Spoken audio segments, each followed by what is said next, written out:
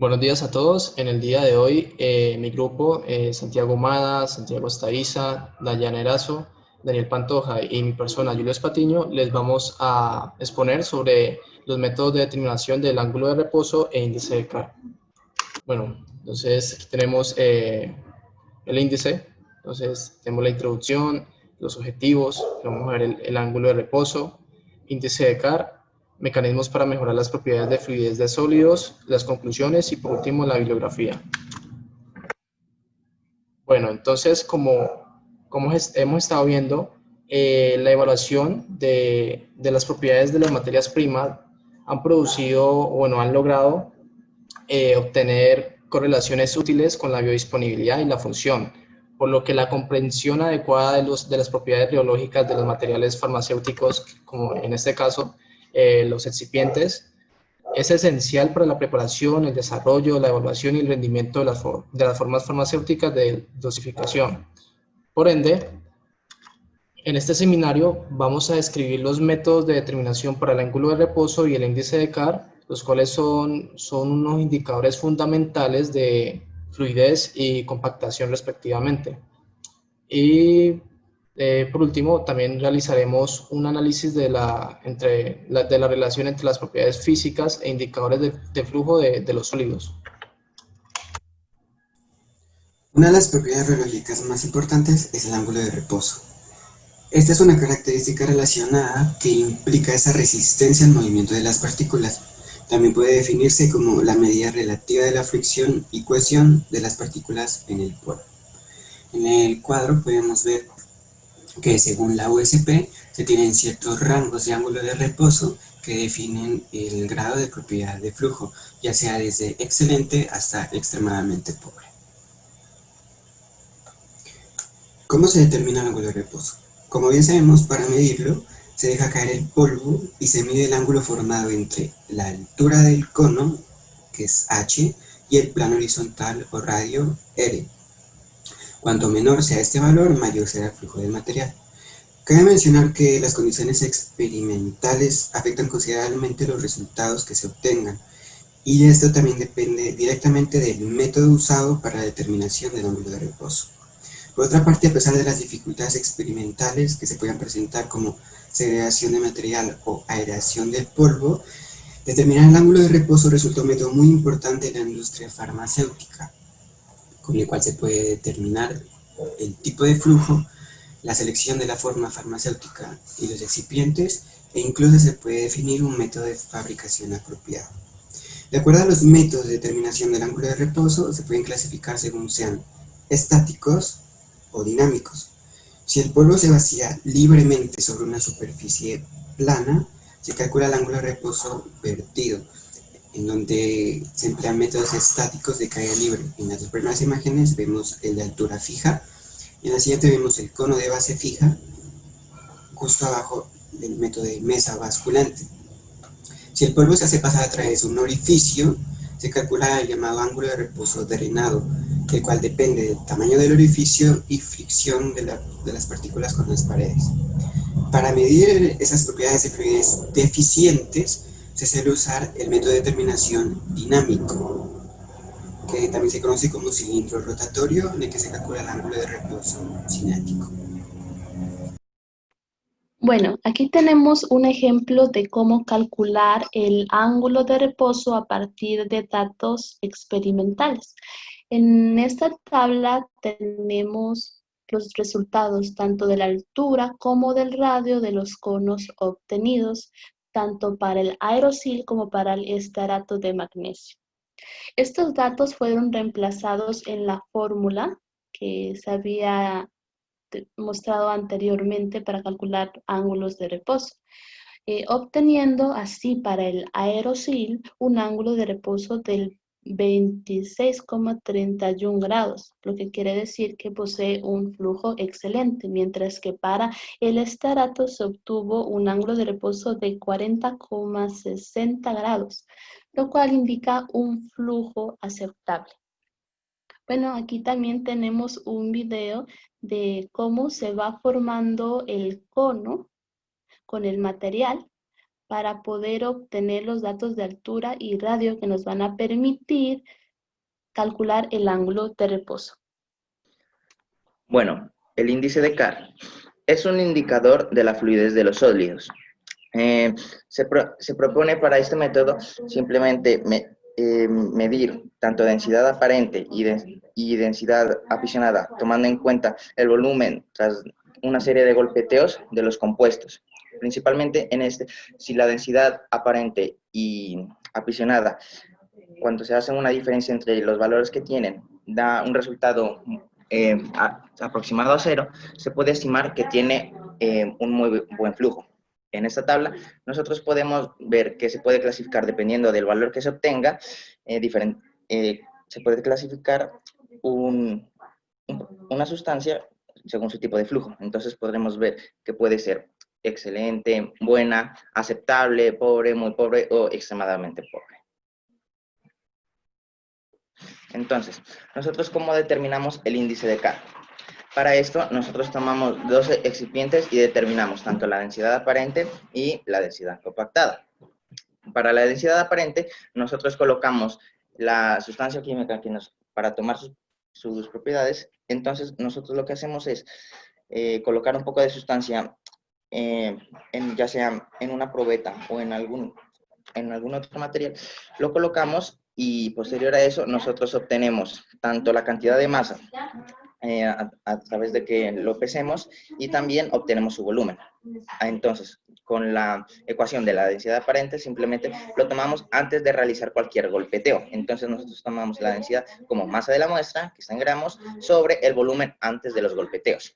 Ahora, para la densidad compactada, nosotros como ya tenemos las diferentes muestras, lo que se hace es que se llevan a un aprisionador, donde se realiza unos golpeteos, aproximadamente de 500 a 1000 puede ser. Entonces, cuando se realiza este proceso, se anota el nuevo volumen, y entonces se obtiene también la densidad compactada, que es la masa de la muestra, por el nuevo volumen, que es después de los golpeteos.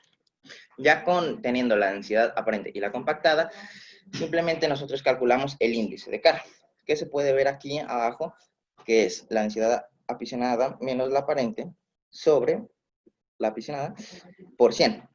Este es uno de los métodos que existe, además también del ángulo de reposo. Otra manera de determinarlo es el índice de Hausner, que también es un método que relaciona la densidad aparente y la compactada.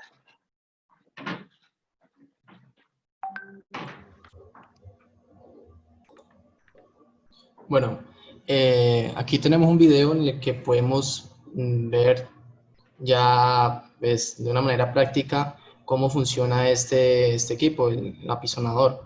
Entonces, como lo explicó mi compañero anteriormente, pues tenemos una cantidad fija de sólido y en el cual vamos a vertir en una probeta dentro del equipo, bueno, en el equipo.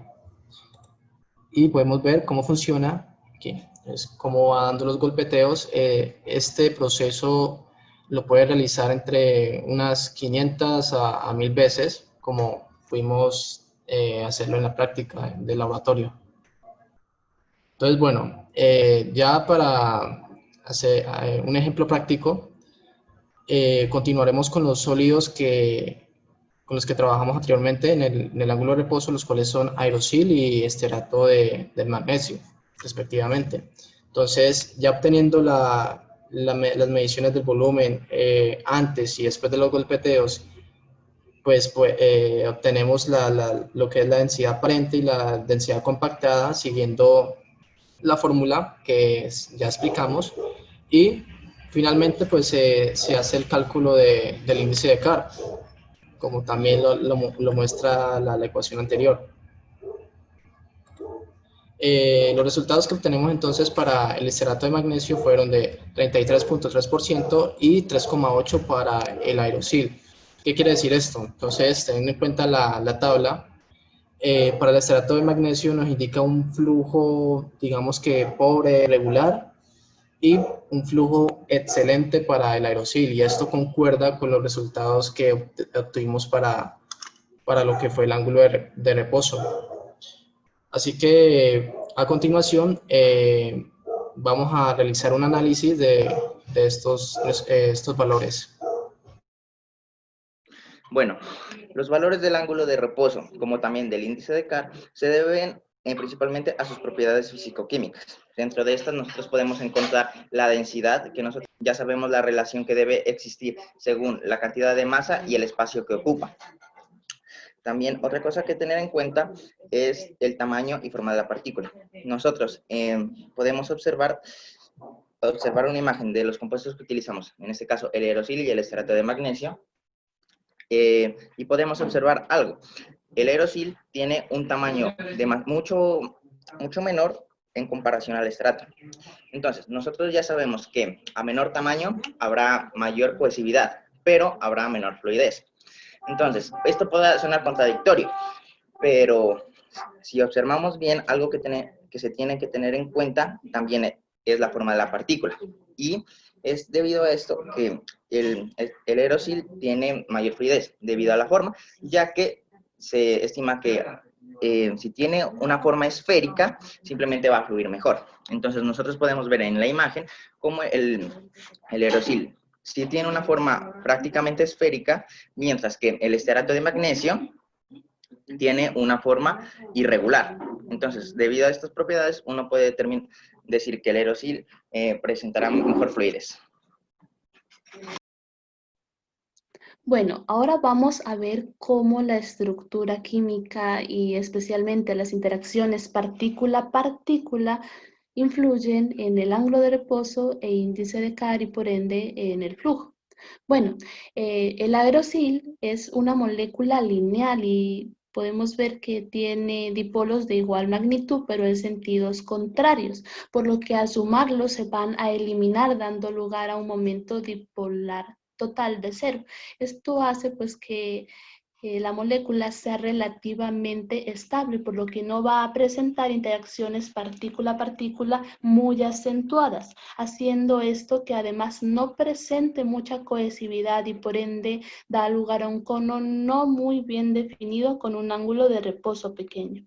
Cabe destacar también que este material, por su buen flujo, de acuerdo al índice de Carr y ángulo de reposo, puede estar en una considerable proporción dentro de la formulación, de un 0,5 al 10%, y actuar, por ejemplo, como un absorbente, a la vez que contribuye a mejorar el flujo general de dicha formulación. Bueno, ahora vamos a ver el estearato de magnesio.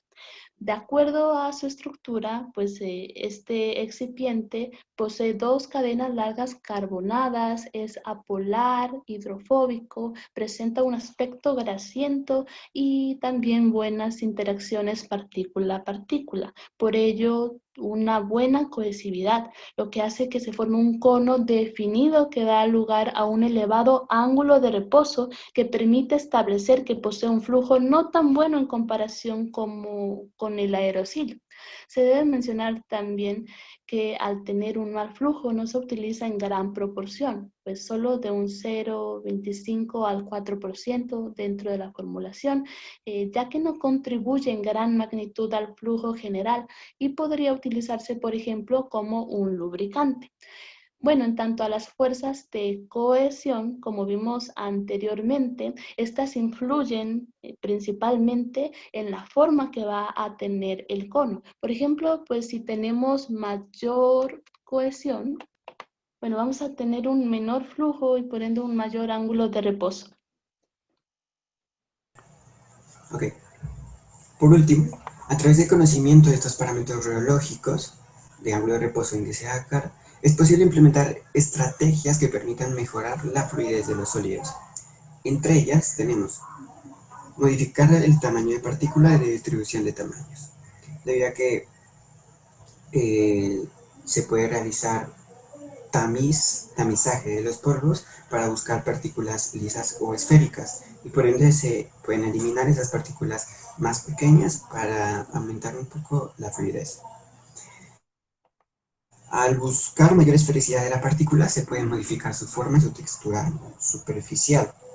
Para esto se puede incidir sobre las variables que controlan el proceso de cristalización o recristalización, ya sea como temperatura o solventes usados. Y aún más importante, se puede incidir sobre el proceso de granulación, en el cual partículas de polvo primarias se adhieren para formar entidades más grandes de partículas llamadas gránulos. Controlar la humedad. Una humedad elevada en sólidos influye de manera negativa sobre su fluidez, por lo que el tener precaución de trabajar con materiales desecados y tener un ambiente de humedad controlada permite mejorar la fluidez de los sólidos. Y por último, se pueden incorporar excipientes especiales. Se pueden agregar coadyuvantes farmacéuticos que mejoran estas propiedades rheológicas. Por ejemplo, que recubran la superficie de partículas rugosas y disminuyan la fricción entre ellas. Como se puede ver en esta imagen de microscopía electrónica de barrido extraída de un artículo en el cual el estrato de magnesio, que funciona como lubricante, permite en porcentajes de 2 a 4% del peso llenar levemente las superficies que dejan los gránulos, lo cual reduce la humedad y permite mejorar ese nivel de fluidez. Bueno, y a continuación tenemos el ejercicio práctico, el cual se realiza teniendo en cuenta lo que explicaron mis compañeros anteriormente y el cual se basa en determinar las propiedades de flujo de dos recipientes farmacéuticos, el colidón VA64 y el Solo Plus. Esto con el fin de conocer su carácter de flujo para futuras formulaciones farmacéuticas. Para ello, entonces, los químicos farmacéuticos a cargo lo que hicieron fue buscar el tamaño y la forma de partícula de ambos excipientes, así como determinar sus densidades aparentes y apisonadas para poder finalmente calcular el índice de Carr y con este dato determinar teóricamente si esos excipientes fluyen bien o fluyen mal. Entonces, con los datos consignados en la tabla podemos realizar esta inferencia. Comenzamos por el tamaño de partícula, el cual, como podemos ver, el colidón tiene un tamaño de partícula de 22 micrómetros, mientras el Solo Plus tiene un tamaño de 71 micrómetros. Entonces podemos observar que el Solo Plus tiene un tamaño relativamente más grande al colidón y recordemos que a mayor tamaño de partícula, mayor será su flujo, con lo cual nada más con este dato tenderíamos a pensar que el Solo Plus va a fluir mucho mejor que el colidón. Pero no es un dato suficiente para poder llegar a esa conclusión, entonces vamos a seguir con el siguiente, que es la forma de partícula. Como podemos observar, el colidón VA64 tiene una forma un poco más esférica, que se pueden observar, por ejemplo, en esta de aquí arriba. Abajo también hay unas, pero como hay unas esféricas, también hay otras que son como cuadradas o rectangulares, o sea, no son esferas perfectas. Y por otro lado tenemos la forma de partícula del Solo Plus, la cual no es esférica, pero tiende a tener una forma un poco más circular. Son tamaños de partículas mucho más grandes, como vimos anteriormente. Entonces, nada más por esos dos datos que tenemos, tamaño, partícula y forma, tendríamos a pensar que el Solo Plus va a fluir mejor que el colidón. Pero entonces vamos a seguir con el valor que realmente nos va a identificar si estos fluyen bien o fluyen mal, que el cual es el índice de Carr. Como explicaron anteriormente mis compañeros, el índice de Carr se calcula utilizando las densidades aparentes y apisonadas de un excipiente, un material. En este caso tenemos ambas densidades consignadas. Se calculó el índice de Carr con la fórmula que se mostró anteriormente en las diapositivas y para el colidón VA64 dio un índice de Carr de 24,4%. Esto, según la tabla, daría un flujo pobre, no muy pobre, pero sí sería malo, sería malo el flujo. Mientras que el Solo Plus tiene un índice de Carr de 8%, es decir, es menor a 10. Y recordemos que todos aquellos que tienen un índice de Carr menor a 10 tienen propiedades, un carácter de flujo excelente. O sea que por lo general el Solo Plus va a fluir de una manera muy buena en comparación del colidón, que el colidón casi no va a fluir. Eso, como podemos venir viendo desde el tamaño de partícula y la forma, se corrobora con el índice de Carr, que al tener un mayor tamaño de partículas, el Solo Plus va a fluir mejor.